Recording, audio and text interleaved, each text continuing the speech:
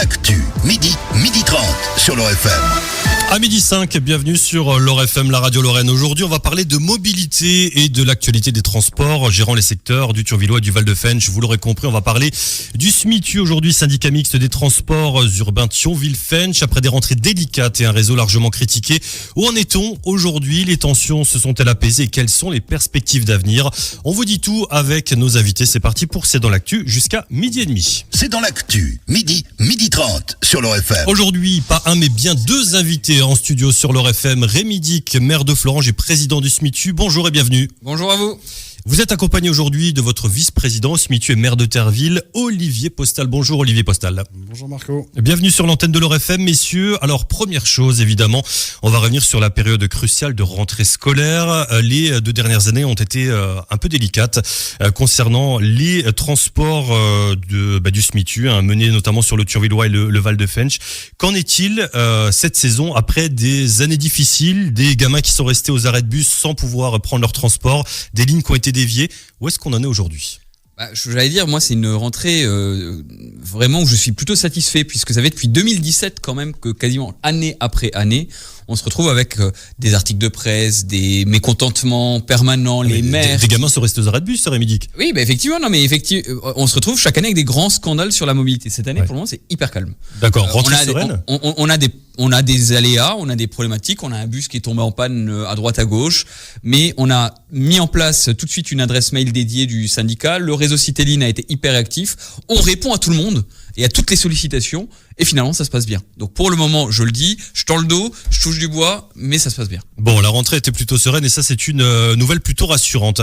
Il y avait ces problèmes également de carence en termes de chauffeurs de bus. C'est vrai que le SMITU tirait la langue à ce niveau-là, comme d'autres compagnies de transport, notamment c'est pas uniquement le cas du SMITU, mais on manque de chauffeurs ici sur le secteur lorrain. Beaucoup partent au Grand-Duché du Luxembourg pour des questions de salaire, notamment. Aujourd'hui, est-ce que les quotas de chauffeurs sont remplis et est-ce que les bus ont tous un conducteur? Effectivement, on a un délégataire qui a une obligation de résultat. Et l'obligation de résultat, c'est de trouver des chauffeurs. Il a agi comme il le devait dans son contrat. Aujourd'hui, on est arrivé dans une situation où le mois dernier, il avait effectivement presque plus de chauffeurs que de bus.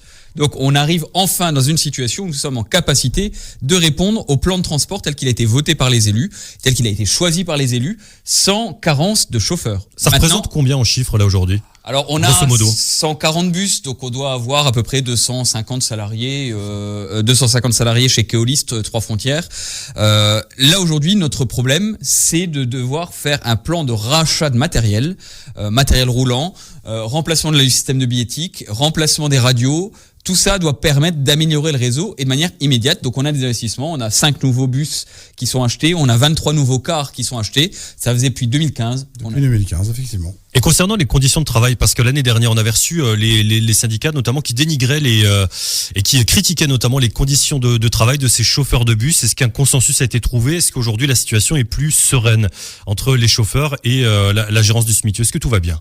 Aujourd'hui, ça va, puisque déjà, on va les voir, on va discuter. On a été plusieurs fois, on a ramené le président de la région Grand Est également là-bas. On a eu la possibilité d'aller au contact. La première des choses, c'est qu'on a fait un choix avec la nouvelle gouvernance. On priorise le transport du quotidien. Et donc, comme je le dis, on a 2 à 3 millions d'euros qui ont été mis dès cette année pour racheter tout le système de billettique, de radio, pour racheter du matériel roulant, ce que demandent les chauffeurs aujourd'hui. Presque plus qu'un dépôt. Presque plus qu'un nouveau dépôt, ils demandent d'avoir du matériel de bonne qualité parce que c'est leur outil de travail. On est en train d'engager une dynamique. Très bien. C'est clair que tous les investissements qui ont été faits, ça apporte vraiment une plus-value pour les usagers, mais ça apporte une plus-value réelle et quotidienne à tous ceux qui travaillent au quotidien, à savoir les chauffeurs. Effectivement, pour ce qui est des conditions de travail. D'ailleurs, on va rester sur les critiques concernant bien le SMITU. Usac Tiefensch a qualifié vos nouvelles mesures. Il y a une nouvelle gérance qui s'est installée au sein du SMITU au cours de la saison passée. On a qualifié très vite les nouvelles mesures de simple rustine pour camoufler un problème bien plus profond. Aujourd'hui, est-ce qu'on peut qualifier vos dernières mesures de rustine, de simple pansement? Alors moi, j'aimerais bien savoir ce que ça veut dire problème plus profond. déjà, parce que pour l'instant, on n'en parle pas vraiment. On parlait de conditions de travail, de mesures de circulation, d'organisation globale, c'est ça qui était dénoncé. Tout ce qu'on a lancé, encore une fois, la nouvelle gouvernance, on n'est pas des magiciens, on ne claque pas des doigts pour trouver toutes les solutions. Par contre, on a été à la rencontre des usagers, on a été à la rencontre des salariés, on prend les problèmes les uns après les autres et on cherche à les régler. Et on les règle autant que possible en investissant en argent, en technologie. Et tout ça apporte forcément des résultats. Des résultats, on a une rentrée qui est plutôt sereine par rapport à ce qu'on a connu. Évidemment, comme l'a dit Rémi tout à l'heure, il peut y avoir quelques couacs, mais en tout cas, la rentrée a été sereine. La relation avec les chauffeurs l'est également. Alors, c'est sûr que Usage Tiefensch fait de la communication de ce type-là. Moi, j'ai tendance à dire que quand on regarde les choses objectivement, ça va plutôt dans le bon sens. Vous demandez à ce qu'on vous laisse du temps, du coup, pour bien travailler. C'est ça, aujourd'hui, vous avez une dynamique que vous voulez installer tranquillement, sereinement. On nous laisse du temps. On nous laisse du temps, oui et non. Parce que et c'est normal, les usagers et tout le monde veulent avoir des résultats immédiats. Par contre, on peut pas dire qu'on n'a pas pris des choses à bras le corps. Et ceux qui comme l'association dénigrent tout en bloc, j'ai tendance à prendre ça avec les pincettes qui vont bien. J'ai pas du tout envie que le problème de transport qui touche l'ensemble des usagers soit un vecteur de communication de politique politicienne. Ça, c'est pas tellement le but. Nous, si eux ils veulent faire de la politique politicienne en utilisant le vecteur des transports, nous, on souhaite vraiment créer un service public performant et puis le rendre de plus en plus performant au fur et à mesure du temps. Allez-y, Rémi Dick, ouais, et pour ça, je trouve qu'il faut se concentrer sur l'usager. On a fait le choix, il y a une méthode qu'on essaye de mettre en place avec la nouvelle gouvernance. C'est ce que disait Olivier.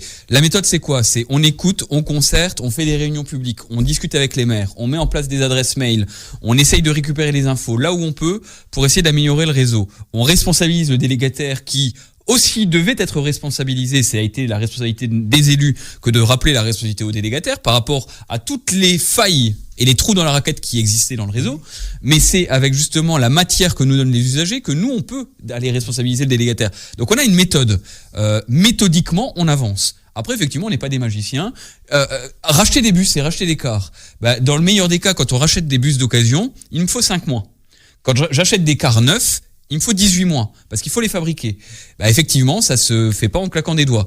Quand demain on recrute des chauffeurs, il a fallu laisser 6 mois au délégataire pour arriver avec son plan de formation. Je suis désolé, effectivement, ça prend 6 mois. Effectivement, quand on change un réseau, le réseau, il doit se planifier, se discuter, se travailler, se concerter avec les élus, avec le bureau, etc. Et après, on va arriver sur 12-18 mois avec un renouvellement du réseau. Tout ça prend du temps. Donc il faut nous laisser un tout petit peu de temps. Il faut pas faire ni des effets d'annonce, et nous on fait des annonces quand on est sûr de pouvoir les faire, mais ni de la communication politique, et parfois l'association Précitel fait de la communication politique. Très bien. On va parler également de on va revenir sur cette rentrée avec ce nouveau système qui s'est installé sur les smartphones des usagers.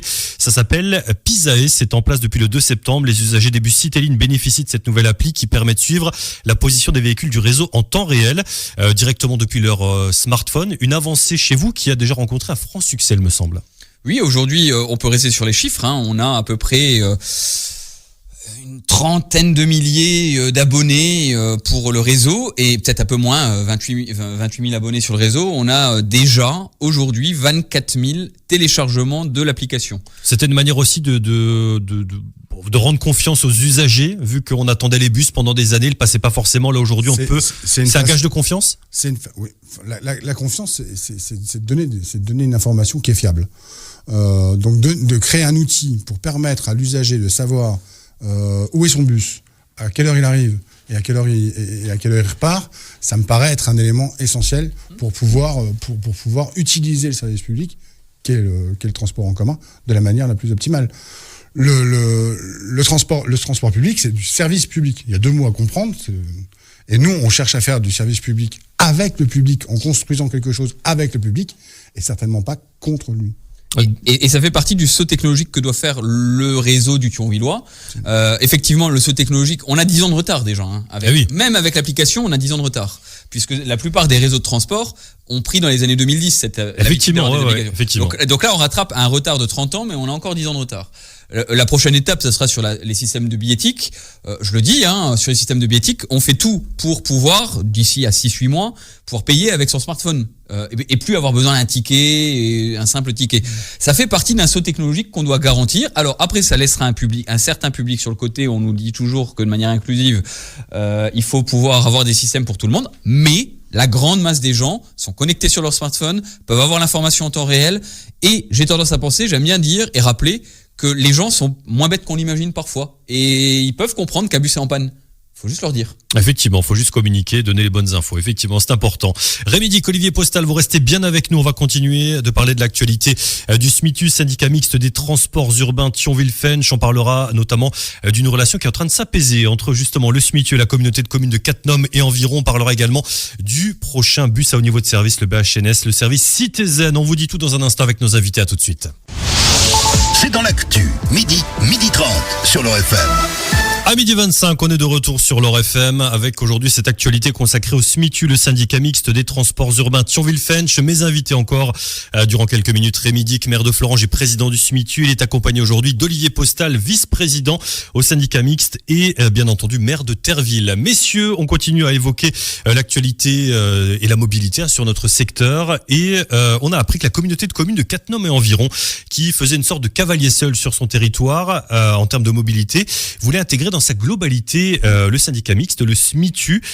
Quelle réponse aujourd'hui vous apportez à cette information? Quelles sont les perspectives de travail avec la CCCE?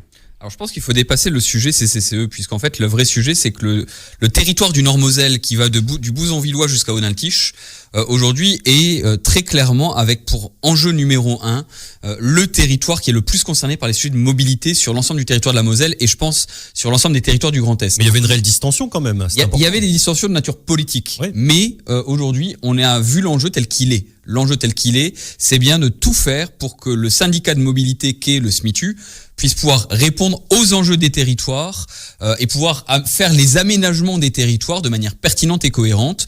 Et donc pour cela, plutôt que de se rétrécir sur le petit Thionville-Fensch, cette grande agglomération future mais qui reste très urbaine. À partir de 2026. À partir de 2026, l'enjeu pour nous, c'est de faire en sorte qu'on traite les sujets de mobilité. Et les sujets de mobilité, ça se réfléchit pas dans une instance uniquement urbaine et dans une aire urbaine, ça se gère de manière globale. Ça veut dire que les bus du syndicat mixte des transports urbains Thionville-Fensch pourraient être ceux qui transportent les voyageurs frontaliers, travailleurs frontaliers depuis la CCE direction le Grand-Duché du Luxembourg. C'est comme ça qu'on pourrait l'imaginer à la place des transports qu'ils voulaient indépendants? Alors non, il y a des sujets qui sont légaux, il y a des sujets réglementaires et il y a des volontés politiques. Moi, tout ce que je dis aujourd'hui, c'est qu'on fait une grande adhésion dans le cadre des territoires qui veulent bien travailler avec nous. Et moi, l'enjeu, c'est qu'on puisse aller à terme, jusqu'au Bouzonvillois et l'Arc-Mosellan également, qu'on puisse avoir ce grand territoire du Nord-Moselle qui se structure.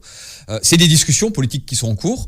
Après, on y met ce qu'on veut. Le SMITU peut être un peu à la carte, mais derrière, il y a des conditions financières. C'est un peu l'enjeu des élus. C'est de dire, peut-être que le territoire très urbain veut qu'on travaille, le SMITU, sur des travaux, des projets, le Citizen, un bus à haut niveau de service. Peut-être que à Aunaltiche et sur le territoire d'Omès et de la CPHVA, on viendra nous demander d'intervenir en plus également sur, pourquoi pas, du rail en accompagnement de la région. Parce qu'il y a effectivement la ligne Thionville-Fontois-Esch qui est en discussion. Ouais. Et peut-être que, sur d'autres territoires, on nous demandera de gérer que du transport. Peut-être qu'aujourd'hui, c'est ce que nous demande la CCCE. Elle nous dit, le reste, c'est nous. Financièrement, on vous demande d'agir en nous ramenant simplement des lignes qui vont sur l'ensemble de notre territoire, du transport à la demande et une liaison interurbaine. Restons là et restons dans un consentement. Justement, ça va se schématiser comment le consensus va être mis en place et quand, parce que là il va y avoir une date assez importante, c'est ce vendredi d'ailleurs, Rémi Dick. Oui, on a un comité syndical qui va permettre de valider les statuts. Cette validation des statuts va permettre de changer de nom. Déjà, le SMITU disparaît pour laisser la place au TEMO, le territoire et mobilité Nord-Moselle. Ça sera à partir du 1er janvier 2025 officiellement du coup. 1er janvier 2025, on aura donc les territoires de la communauté de communes de Cattenom, de la communauté d'agglomération du Val-de-Fensch, de Port-de-France-Thionville et du Pays Val d'Alzette qui seront adhérents à ce syndicat. Et on rappelle effectivement que on aura à intégrer et à mettre en place un projet de territoire partagé avec un pacte financier qui définira territoire par territoire dans un principe de subsidiarité ce que l'on fait. les compétences. Peut-être que sur des territoires, il est pertinent que le SMITU gère des P+R, construit de nouveaux P+R, de nouveaux parkings de covoiturage ou des voies douces. Peut-être que sur d'autres territoires, on considérera qu'on fait que du transport public. Tout ça sera ensuite discuté entre septembre et le 1er janvier pour être opérationnel au 1er janvier 2025. Donc au 1er janvier, on aura les cartes respectives par territoire avec les fonctionnalités de chacun. Tout sera prêt. Tout sera prêt. Est-ce qu'on peut se permettre de faire encore attendre aujourd'hui les gens qui attendent des réponses concrètes par rapport à ce territoire? Est-ce qu'on peut attendre encore? Mais non, mais je pense qu'on va déjà extrêmement vite. Je rappelle que la litanie de la volonté de Catnum de sortir du syndicat pour être une autorité organisatrice de mobilité, ça fait 2 ans qu'on en parle. Oui. C'est un feuilleton. Oui. Là, on clôt le feuilleton du départ de Catnum en faisant rentrer tout Catnum, en considérant qu'effectivement on est plus fort ensemble, bien négocié, plutôt que de se battre pour 3 francs 6 sous. Parce qu'on en était dans une négociation qui était à peu près celle-là. On parie sur du positif plutôt que sur le perdant global. Voilà pour la période.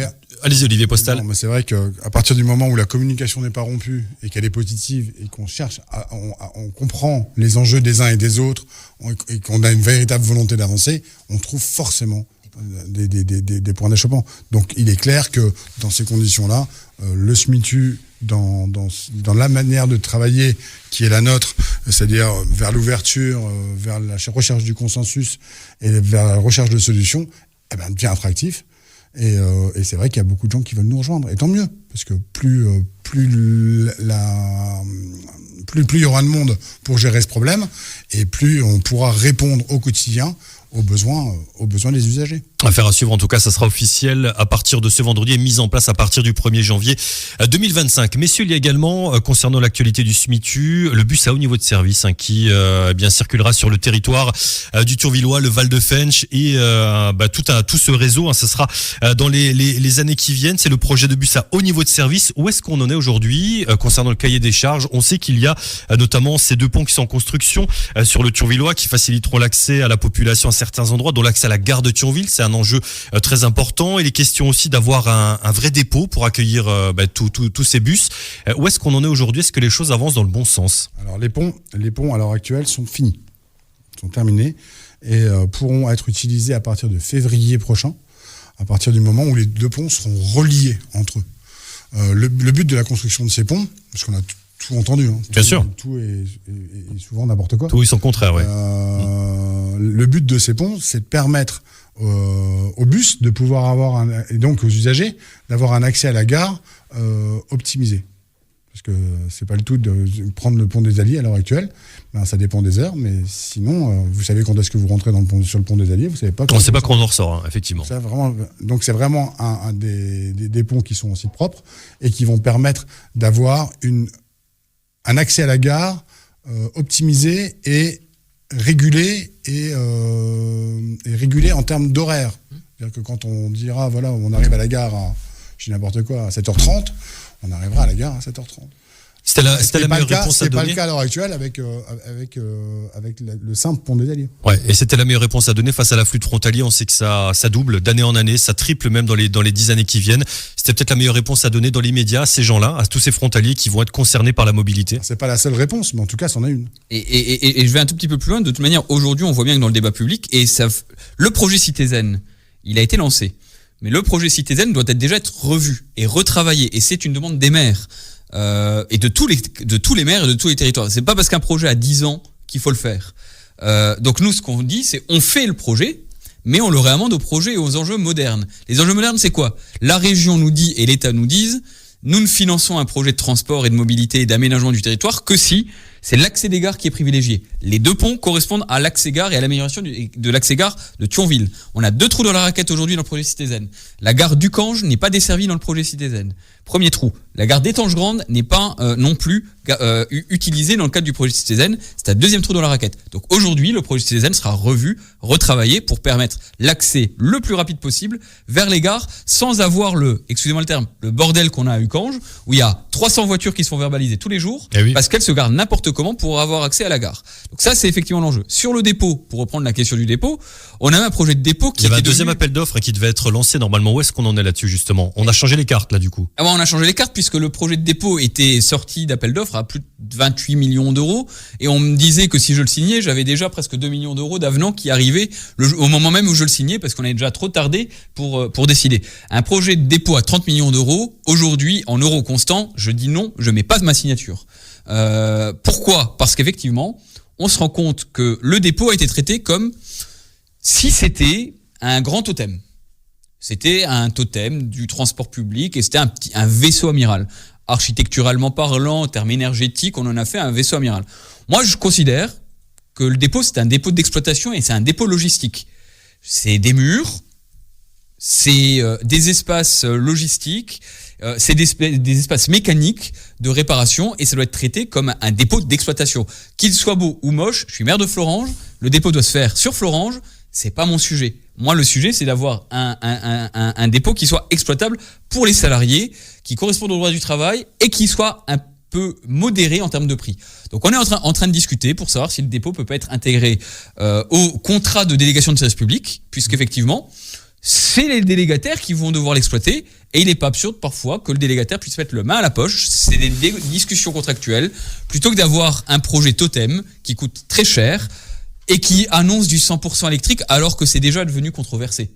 Et je pense qu'on doit négocier un petit peu autrement. Donc tout ça est en discussion. Par contre, ça prendra 4 ans de plus à mon avis. Effectivement, affaire à suivre concernant le dossier Citizen et le dépôt notamment pour les prochains bus. Rémi Dick, Olivier Postal, il nous reste une petite minute avant de se séparer. Est-ce que concrètement aujourd'hui le SMITU veut s'inscrire dans la lignée de ce qu'on peut voir notamment sur le secteur messin avec les lignes de bus et le Métis qui est en place et qui circule plutôt bien? Ça a l'air d'être bien huilé. Est-ce que c'est aujourd'hui l'image et le modèle que vous voulez imprimer sur le secteur? Alors je ne sais pas si on a un modèle.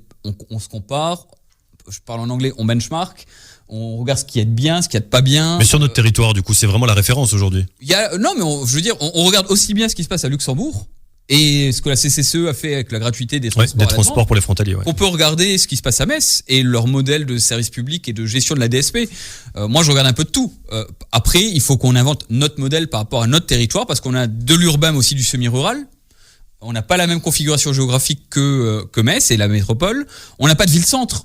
On a la ville de Thionville et ses abords, mais c'est Thionville-Terreville, c'est la zone du Linclin-Kinépolis autant que Bel-Air et le cœur de la ville de Thionville. C'est les accès gares autant que la ville de Thionville. Donc effectivement, on a un territoire assez éclaté, un système en étoile à inventer. Donc on a notre propre réseau à regarder. Effectivement, il y a des choses bien qui ont été faites à Metz. Donc on regarde ce qu'on peut récupérer. C'est ça. Il faut s'inspirer des réussites. Bah oui. Pour pouvoir avancer, donc c'est ce qu'on fait. Effectivement. En tout cas, merci beaucoup, messieurs, de nous avoir accordé ces quelques minutes pour parler de l'actualité du SMITU. Rémi Dick, maire de Florange et président du syndicat mixte des transports urbains Thionville-Fench, Olivier Postal, maire de Terville et vice-président SMITU. Merci, messieurs. Merci à vous. Merci à vous. On vous souhaite une très belle journée et on se retrouve bien sûr demain pour un nouveau numéro de C'est dans l'actu sur l'Or FM. Portez-vous bien, belle journée.